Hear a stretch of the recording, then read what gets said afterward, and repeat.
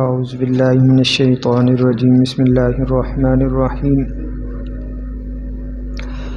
یا ایھا النبی اذا طلقتم النساء فطلقوهن لعدتهن واحصوا العدة واتقوا الله ربكم لا تخرجوهن من بيوتهن ولا يخرجن إلا أن يأتين بفاحشة مبينة وتلك حدود الله ومن يتعد حدود الله فقد ظلم نفسه لا تدري لعل الله يحدث بعد ذلك أمرا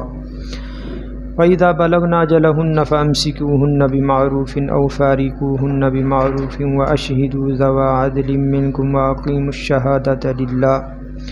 ذلكم يوعظ به من كان يؤمن بالله واليوم الآخر ومن يتق الله يجعل له مخرجا ويرزقه من حيث لا يحتسب ومن يتوكل على الله فهو حسبه إن الله بالغ أمره قد جعل الله لكل شيء قدرا صدق الله العظيم۔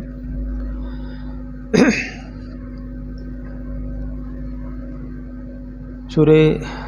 طلاق کی ابتدائی 3 آیات کے ترجمہ اور تفسیر پر مبنی ہے آج کا درس قرآن۔ سورہ طلاق یہ سورہ جو ہے مدنی ہے، 12 آیتیں اور اس کے 2 رکوع ہیں، اور اس میں اللہ تعالیٰ نے طلاق اور عدت کے احکام جو ہیں وہ بیان فرمائے ہیں۔ سابقہ جو صورتیں گزری سورہ تغابن اور سورہ منافقون، اس میں اجتماعی معاملات کے بارے میں احکامات تھے۔ یہاں عائلی جو معاملات ہیں خاندانی، نکاح اور طلاق کے اور عدت کے، اس کو اللہ تعالیٰ بیان فرما رہے ہیں۔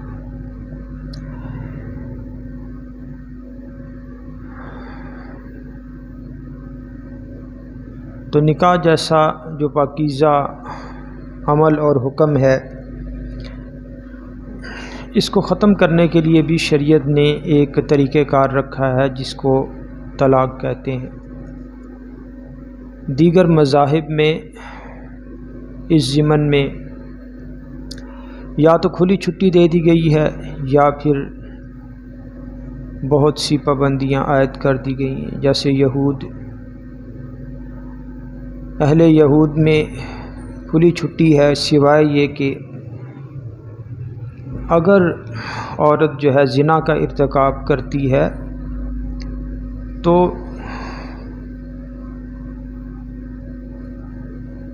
نصارہ کہتے ہیں کہ صرف یہ اس وجہ سے جو ہے طلاق دے سکتے ہیں، یعنی یہود میں جب چاہے طلاق دی جا سکتی ہے، اور نصارہ میں بالکل پابندی صرف ایک وجہ سے کہ اگر عورت جو ہے بدکاری کا ارتکاب کرتی ہے۔ اسی طرح ہندوؤں میں بھی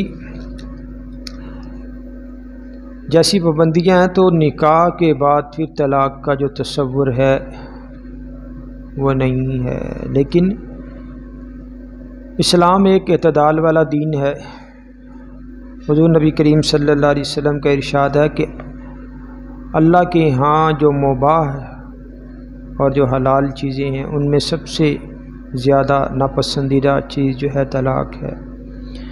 یعنی کوشش کرنی چاہیے کہ کسی طرح نباہ ہو جائے، لیکن اگر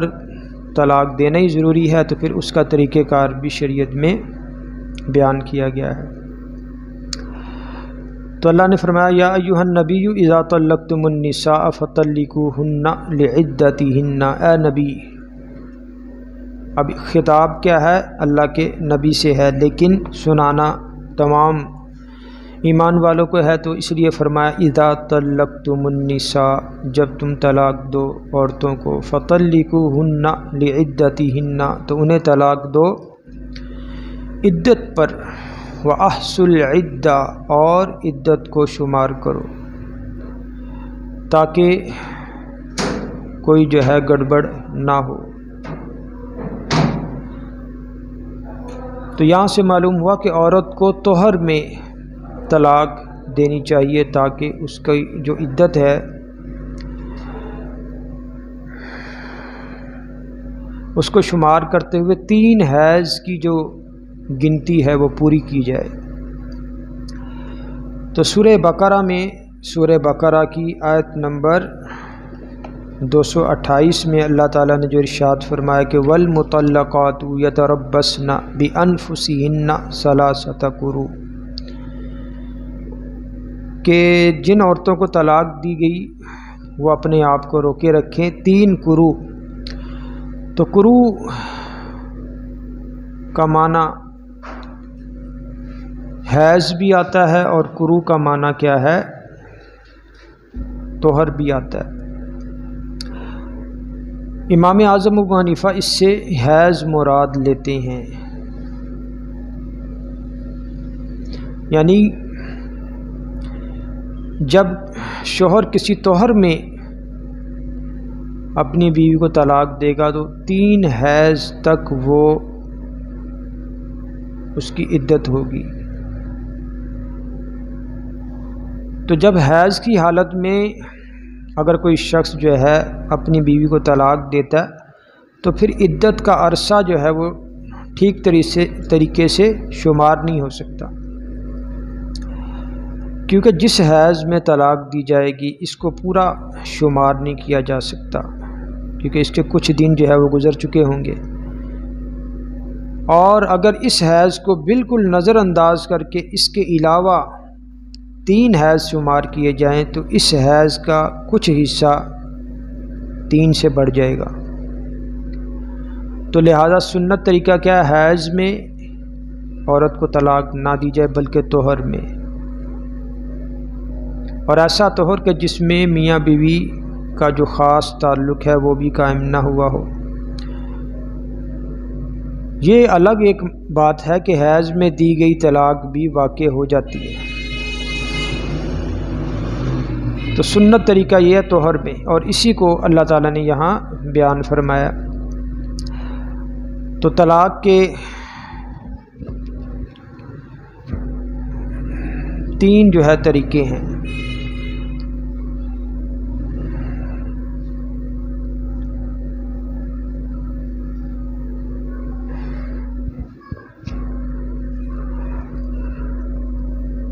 ایک کیا طریقہ ہے کہ خامد اپنی بیوی کو ایسے طہر میں ایک طلاق دے کہ جس میں مباشرت ہم بستری نہ کی ہو، اور 3 حیض گزرنے پر عدت پوری کی جائے گی، اور پھر جو ہے عورت دوسرے نکاح کے لیے آزاد ہو جائے گی۔ لیکن یہ بھی اب 3 اگر حیض گزر جائیں تو اس صورت میں کہ جب شوہر نے صرف ڈرانے دھمکانے کے لیے اس کو طلاق دی ہے، یعنی اس نے کہا کہ میں 1 طلاق دے کے دیکھتا ہوں، اگر یہ راہ راست پہ آ جاتی ہے ٹھیک ہے پھر اس سے رجوع کر لیں گے، تو پھر اس معاملے میں کیا ہے، رجوع کرتے ہوئے پھر دوبارہ نکاح کی ضرورت نہیں ہے۔ لیکن اگر اس نے اس نیت سے دی کہ میں نے اب اس کو چھوڑ ہی دینا ہے، 1 دی طلاق، اب وہ 3 حیض کی مدت پوری ہو گئی، اب اگر دوبارہ رجوع کرنا چاہتا ہے شوہر اپنی بیوی سے اور بیوی بھی راضی ہے تو پھر وہاں پر بھی نکاح کی ضرورت پڑے گی۔ ٹھیک ہے جی۔ تو دوسرا طریقہ کیا ہے؟ دوسرا طریقہ سنت طریقہ کہلاتا ہے، جو میں پہلے جو ہے وہ بیان کر چکا کہ ہر طہر میں ایک طہر میں 1 طلاق دے، پھر دوسرے طہر میں دوسری، اب اگر اپنے فیصلے پہ قائم ہے پھر تیسرے طہر میں بھی تیسری طلاق دے دے، ٹھیک ہے جی۔ اور تیسری طلاق ہے جس کو کہتے ہیں طلاق بدعت۔ یہ وہ طلاق ہے کہ جو حیض میں دی جائے یا ایک ہی مجلس میں 3 طلاقیں جو ہے وہ اپنی بیوی کو دے دی جائیں۔ تو حیض میں دی ہوئی طلاق بھی واقع ہو جاتی ہے، اور ایک ہی مجلس میں 3 طلاق بھی، وہ 3 ہی شمار ہوگی، وہ ایک نہیں کہیں گے اسے، وہ بھی 3 ہی شمار ہوگی۔ تو اہل سنت والجماعت، امام اعظم ابو حنیفہ، امام مالک، امام احمد بن حنبل، امام شافعی، یہ اہل سنت والجماعت کے چاروں امام اس بات پہ متفق ہیں کہ یہ جو طلاق ہے حیض میں دی گئی یا پھر کیا ایک ہی مجلس میں 3، یہ واقع ہو جاتی۔ لیکن اہل تشیع حضرات جو شیعہ حضرات ہیں اور ظاہریہ غیر مقلدین اہل حدیث، وہ اس بات میں اختلاف کرتے۔ وہ کہتے ایک مجلس میں 3 دی گئی ایک ہی ہوتی، لیکن احناف کے نزدیک، امام اعظم ابو حنیفہ، اہل سنت والجماعت کے نزدیک ایک مجلس میں اگر کوئی شوہر اپنے بیوی کو 3 طلاق دے دیتا ہے تو وہ 3 ہی شمار ہوں گی، اگرچہ وہ گناہ گار ہے کہ اسے ایسا نہیں کرنا چاہیے تھا۔ اسی طرح حیض میں دی گئی طلاق بھی واقع ہو جاتی۔ تو اللہ نے کیا فرمایا، یا ایھا النبی اذا طلقتم النساء فطلقوہن لعدتہن واحصوا العدہ واتقوا اللہ ربکم۔ اے نبی، مخاطب اللہ اپنے نبی سے ہے، اور نبی کے توسط سے پھر پوری امت کو جو ہے سنایا جا رہا ہے، حکم دیا جا رہا ہے کہ اذا طلقتم النساء، جب تم طلاق دو عورتوں کو، فطلقوہن لعدتہن، تو انہیں طلاق دو عدت پر، واحصوا العدہ، اور عدت کو شمار کرو، واتقوا اللہ ربکم، اور اللہ سے ڈرو جو تمہارا پروردگار ہے۔ لا تخرجوہن من بیوتہن، نہ نکالو ان عورتوں کو ان کے گھروں سے، یعنی وہ عدت پھر اپنے جو ہے شوہر کے گھر میں ہی پوری کریں گی۔ ولا یخرجن، اور نہ ہی وہ خود اپنے آپ کو نکالیں اس گھر سے، شوہر کے گھر سے، الا ان یاتین بفاحشۃ مبینہ، مگر یہ کہ وہ کھلی بے حیائی کا ارتکاب کریں، کوئی زنا یا بدکاری کر لیں۔ اور بعض روایات میں آتا ہے کہ اس کے علاوہ بھی کوئی ایسا عذر ہو کہ جس کی وجہ سے اب اس کا اس گھر میں رہنا مناسب نہ ہو، جیسے عورت بڑی لڑاکی ہو، جیسے ایک صحابیہ تھی فاطمہ بنت قیس، ان کے بارے میں آتا ہے کہ وہ اپنی نند اور اسی طرح سسرال کے ساتھ بڑا جھگڑا کرتی تھی عدت کے دوران بھی، تو حضور نے فرمایا اسے پھر اپنے کسی خالہ زاد یا چچا زاد کے وہاں گھر میں چلی جائے اور وہاں پہ عدت جو ہے وہ پوری کرے، یعنی اس طرح کا کوئی عذر ہو۔ وَتِلْكَ حُدُودُ اللَّهِ، فرمایا کہ یہ اللہ کی حدیں ہیں۔ وَمَن يَتَعَدَّ حُدُودَ اللَّهِ فَقَدْ ظَلَمَ نَفْسَهُ، اور جس نے تجاوز کیا اللہ کی حدوں سے تو تحقیق اس نے اپنے نفس پر، اپنی ذات پر، اپنے آپ پہ ظلم کیا۔ لا تدری لعل اللہ یحدث بعد ذلک امرا، نہیں جانتا وہ کہ شاید اللہ پیدا کر دے اس کے بعد کوئی معاملہ، یعنی اگر وہ عورت اپنے شوہر کے گھر میں ہی عدت پوری کرے گی جبکہ ایک طلاق دی ہے، تو ہو سکتا ہے کہ شوہر کے دل میں نرمی پیدا ہو جائے، یا بیوی جناب توبہ طائب ہو جائے اگر اس کا قصور ہے، تو دونوں میاں بیوی میں پھر سے دوبارہ سے ذہن بن جائے کہ نہیں ہمیں ایک ساتھ رہنا ہے، تو اس طرح کا کوئی معاملہ اللہ پیدا کر دے۔ اگلی آیت ہے فَإِذَا بَلَغْنَ أَجَلَهُنَّ فَأَمْسِكُوهُنَّ بِمَعْرُوفٍ أَوْ فَارِقُوهُنَّ بِمَعْرُوفٍ، پس جب پہنچ جائیں وہ اپنی جو ہے مدت کو، یعنی وہ ان کی عدت پوری ہونے والی ہو، قریب المدت ہو جائیں، ان کی عدت پورے ہونے والی ہو، تو فَأَمْسِكُوهُنَّ بِمَعْرُوفٍ، تو انہیں ٹھہرا لو، انہیں روک لو دستور کے مطابق۔ یعنی دستور پھر کیا ہوگا، اگر تو صرف ڈرانے دھمکانے کے لیے دیا تو پھر میاں بیوی میں پھر نکاح کی ضرورت نہیں ہے، اور اگر بالکل جدا کرنے کی نیت سے دی پھر نکاح کے ساتھ پھر اس سے رجوع کر لے۔ او فارقوہن بمعروف، یا پھر انہیں جدا کر دے دستور کے مطابق۔ پھر دستور کیا ہے؟ چھوڑنا ہی ہے تو پھر اسے کوئی تحفہ، کوئی جوڑا، کوئی کپڑے دے کے اسے کہ نہیں بھئی ہماری آپس میں نہیں بن سکتی، لہٰذا تم جو ہے وہ وَأَشْهِدُوا ذَوَا عَدْلٍ مِّنْكُمْ، اور گواہ کر لیں دو عادل اپنے میں سے، یعنی اپنے افراد میں سے دو عادل آدمی اس معاملے پہ گواہ کر لیں کہ ہمارے درمیان یہ معاملہ ہوا طلاق کا اور پھر رجوع کر لیا، تو اس پہ دو گواہ، جیسے قرآن کریم میں خرید و فروخت کے معاملے میں بھی اللہ تعالیٰ فرماتے کہ اس معاملے میں بھی گواہ کر لینے چاہیے، تو اللہ فرما رہے یہاں پر بھی اگر یہ معاملہ ہوا ہے تو اس پہ بھی گواہ کر لیں، تاکہ کل کو فریقین میں سے کوئی آدمی کوئی معاملے کی اونچ نیچ ثابت کر کے تو کوئی اس طرح کا غیر شرعی جو ہے وہ قدم نہ اٹھا سکے۔ وَأَقِیمُوا الشَّهَادَةَ لِلَّهِ، اور قائم کریں گواہی اللہ کے لیے، یعنی اب یہ جو گواہ بنائے گئے ہیں اس معاملے میں انہیں بھی چاہیے کہ وہ ضرورت پڑنے پر پھر وہ بھی سچی اور حق کے مطابق جو معاملہ ہوا اس کے مطابق پھر اللہ پہ ایمان رکھتے ہوئے وہ جو ہے گواہی دیں گے۔ ذالکم یوعظ بہ من کان یؤمن باللہ والیوم الآخر، اس بات کی وصیت کی جا رہی ہے اس شخص کو کہ جو ایمان رکھتا ہے اللہ پر اور یوم آخرت پر، یعنی جو ایماندار ہے جس کا ایمان ہے تمام ایمانیات پہ، اللہ پہ، یوم آخرت پہ، کتابوں پہ، رسولوں پہ، تو یہ اس آدمی کو جو ہے نصیحت کی جا رہی ہے کہ اگر یہ اس طرح کا معاملہ درپیش آتا ہے اپنے گھریلو معاملے میں، میاں بیوی کے معاملے میں، تو پھر کس طریقے سے اس کو نپٹانا، کس طرح چلنا، یہ اللہ نے اس کا قاعدہ کلیہ بیان فرما دیا۔ وَمَن يَتَّقِ اللَّهَ يَجْعَل لَّهُ مَخْرَجًا، اور فرمایا کہ جو شخص اللہ سے ڈرتا ہے تو اللہ بنا دیتا ہے اس کے لیے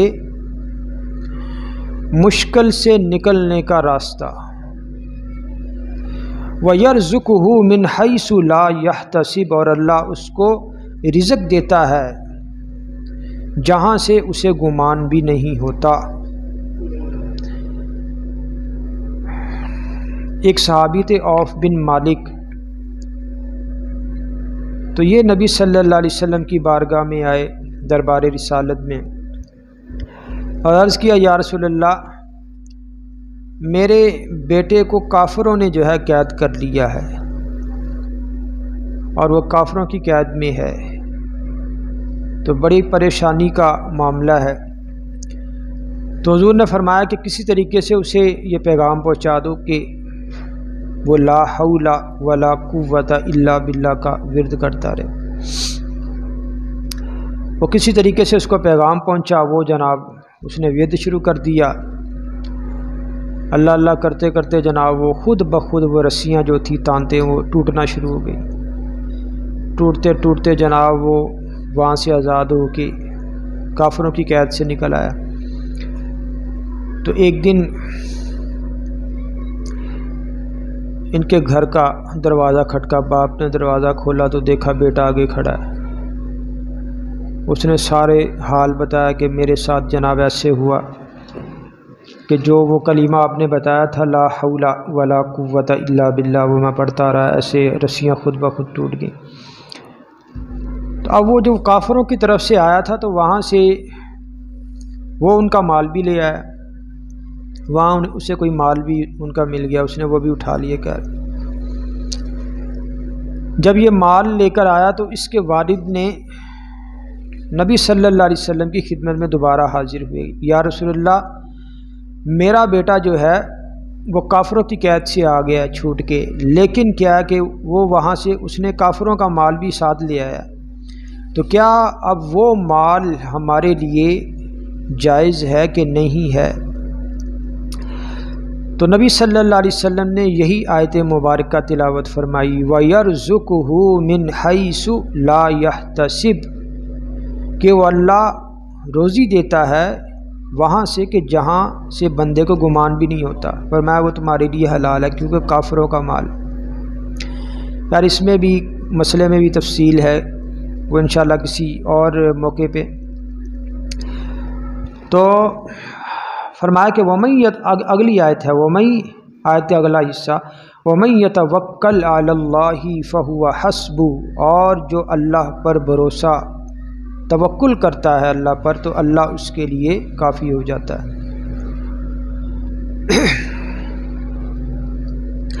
ان اللہ بالغ امرہ بے شک اللہ پورا کرنے والا ہے اپنے کام کو، اپنی بات کو اللہ پورا کر کے رہتا ہے، جو اللہ کہتا ہے پھر اس کے مطابق ہو کے رہتا ہے، اللہ کر کے رہتا ہے۔ قد جعل اللہ لکل شیء قدرا تحقیق اللہ نے بنایا ہے ہر چیز کو ایک اندازے کے مطابق، کہ کسے کتنا اللہ نے عطا کرنا ہے، کس وقت عطا کرنا ہے، یہ اللہ کے ہاں پہلے سے لکھا جا چکا ہے۔ اللہ جانتا ہے، اللہ اپنے ظرف کو بھی جانتا ہے اور بندے کے بھی ظرف کو جانتا ہے، کہ اسے کتنا دیا جائے گا، کتنا عطا کیا جانا ہے، وہ اللہ جانتا ہے